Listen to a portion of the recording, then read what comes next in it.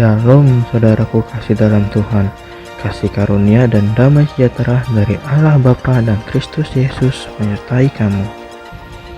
Bacaan Alkitab kita diambil dari Ulangan 4 ayat 1 sampai 49.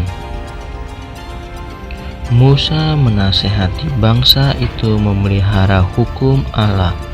Maka sekarang, hai orang Israel, dengarlah ketetapan dan peraturan yang kuajarkan kepadamu untuk dilakukan, supaya kamu hidup dan memasuki serta menduduki negeri yang diberikan kepadamu oleh Tuhan Allah nenek moyangmu.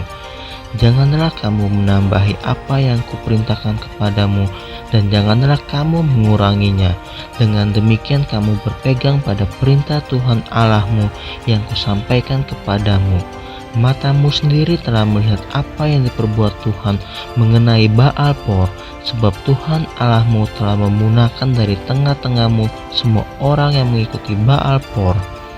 Sedangkan kamu sekalian yang berpaut pada Tuhan Allahmu masih hidup pada hari ini.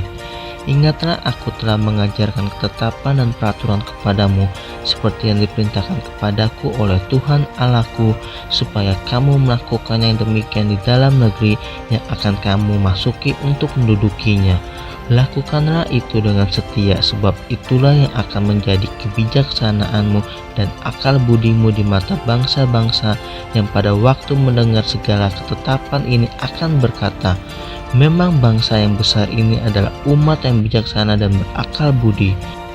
Sebab bangsa besar manakah yang mempunyai Allah yang demikian dekat kepadanya seperti Tuhan Allah kita setiap kali kita memanggil kepadanya? Dan bangsa besar manakah yang mempunyai ketetapan dan peraturan demikian adil seperti seluruh hukum ini yang kubentangkan kepadamu pada hari ini?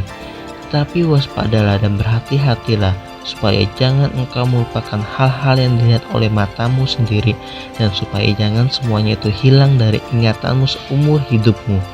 Beritahukanlah kepada anak-anakmu dan kepada cucu cicitmu semuanya itu, yakni hari itu ketika engkau berdiri di hadapan Tuhan Allahmu di Horeb, waktu Tuhan berfirman kepadaku, suruhlah bangsa itu berkumpul kepadaku, maka aku akan memberi mereka mendengar segala perkataanku, sehingga mereka takut kepadaku selama mereka hidup di muka bumi, dan mengajarkan demikian kepada anak-anak mereka.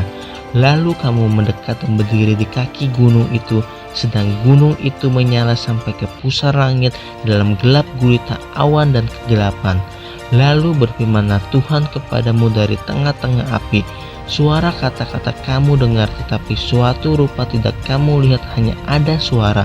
Dan ia memberitahukan kepadamu perjanjian yang diperintahkannya kepadamu untuk dilakukan, yakni ke-10 firman, dan ia menuliskannya pada 2 loh batu. Dan pada waktu itu aku diperintahkan Tuhan untuk mengajarkan kepadamu ketetapan dan peraturan, supaya kamu melakukannya di negeri kemana kamu pergi untuk mendudukinya. Hati-hatilah sekali, sebab kamu tidak melihat sesuatu rupa pada hari Tuhan berfirman kepadamu di Horeb dari tengah-tengah api, supaya jangan kamu berlaku busuk dengan membuat bagimu patung yang menyerupai berhala apapun, yang berbentuk laki-laki atau perempuan, yang berbentuk binatang yang di bumi, atau yang berbentuk burung bersayap yang terbang di udara, atau berbentuk binatang yang merayap di muka bumi, atau berbentuk ikan yang ada di dalam air di bawah bumi. Dan juga supaya jangan engkau mengarahkan matamu ke langit, sehingga apabila engkau melihat matahari, bulan dan bintang, segenap tentara langit, engkau disesatkan untuk sujud menyembah dan beribadah kepada sekaliannya itu, yang justru diberikan Tuhan Allahmu kepada segala bangsa di seluruh kolong langit sebagai bagian mereka. Sedangkan Tuhan telah mengambil kamu dan membawa kamu keluar dari dapur perburuan besi dari Mesir untuk menjadi umat miliknya sendiri seperti yang terjadi sekarang ini. Tetapi Tuhan menjadi murka terhadap aku oleh karena kamu, dan ia bersumpah bahwa aku tidak akan menyeberangi sungai Yordan dan tidak akan masuk ke dalam negeri yang baik yang diberikan Tuhan Allahmu kepadamu menjadi milik pusakamu. Sebab aku akan mati di negeri ini dan tidak akan menyeberangi sungai Yordan, tetapi kamu akan menyeberanginya dan menduduki negeri yang baik itu. Hati-hatilah supaya jangan kamu melupakan perjanjian Tuhan Allahmu yang telah diikatnya dengan kamu dan membuat bagimu patung yang menyerupai apapun yang oleh Tuhan Allahmu dilarang kau perbuat. Sebab Tuhan Allahmu adalah api yang menghanguskan, Allah yang cemburu.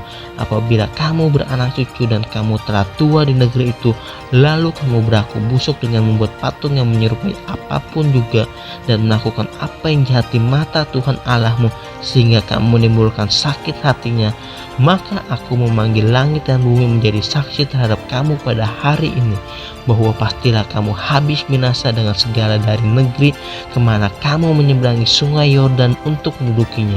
Tidak akan lanjut umurmu di sana, tapi pastilah kamu punah. Tuhan akan menyerahkan kamu dari antara bangsa-bangsa, dan hanya dengan jumlah yang sedikit kamu akan tinggal di antara bangsa-bangsa kemana Tuhan akan menyingkirkan kamu.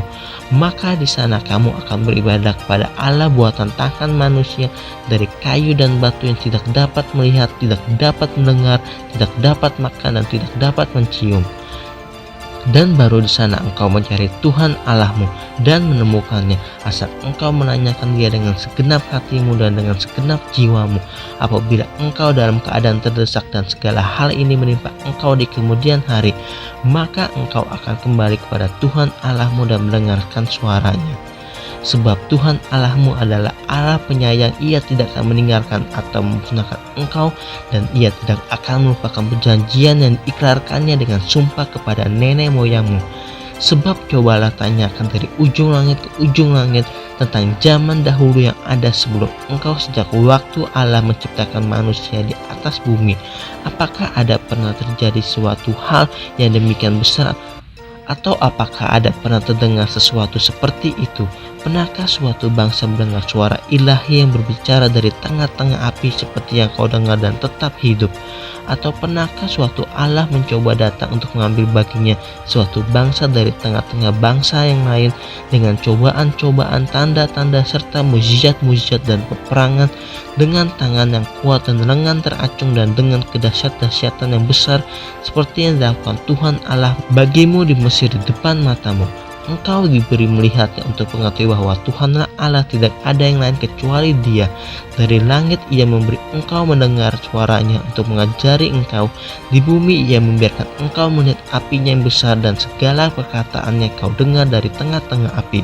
Karena Ia mengasihi nenek moyangmu dan memilih keturunan mereka, maka Ia sendiri telah membawa engkau keluar dari Mesir dengan kekuatan yang besar, untuk menghalau dari hadapan bangsa-bangsa yang lebih besar dan lebih kuat daripadamu, untuk membawa engkau masuk ke dalam negeri mereka dan memberikannya kepadamu menjadi milik pusakamu seperti yang terjadi sekarang ini.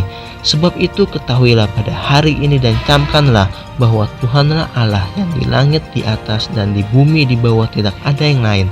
Berpeganganlah pada ketetapan dan perintahnya yang kusampaikan kepadamu pada hari ini, supaya baik keadaanmu dan keadaan anak-anakmu yang kemudian, dan supaya lanjut umurmu di tanah yang diberikan Tuhan Allahmu kepadamu untuk selama-lamanya. Kota-kota perlindungan di seberang sungai Yordan. Lalu Musa mengkhususkan 3 kota di seberang sungai Yordan di sebelah timur, supaya orang yang membunuh sesamanya manusia dengan tidak sengaja dan dengan tidak memusuhinya lebih dahulu dapat melarikan diri ke sana, sehingga ia apabila melarikan diri ke salah satu kota itu dapat tetap hidup. Kota-kota itu adalah Bezer di padang gurun di daerah dataran tinggi untuk orang Ruben, Ramot di Gilead untuk orang Gad, dan Goloan di Basan untuk orang Manase. Pendahuluan pengajaran Musa. Inilah hukum Taurat yang dipaparkan Musa kepada orang Israel. Inilah peringatan, ketetapan, dan peraturan yang dikatakan Musa kepada orang Israel dalam perjalanan mereka keluar dari Mesir, di seberang sungai Yordan, di lembah di tentangan Betpor, di negeri Sihon raja orang Amori yang diam di Hesbon, yang dipukul kalah oleh Musa dan orang Israel dalam perjalanan mereka keluar dari Mesir. Negerinya diduduki mereka, dan juga negeri Og raja negeri Basan, kedua-duanya raja orang Amori yang diam di seberang sungai Yordan di sebelah timur, mulai dari Aroel di tepi sungai Arnon sampai gunung Sirion, itulah gunung Hermon, serta seluruh daratan di seberang sungai Yordan di sebelah timur sampai laut Araba di kaki lereng gunung Pisgah.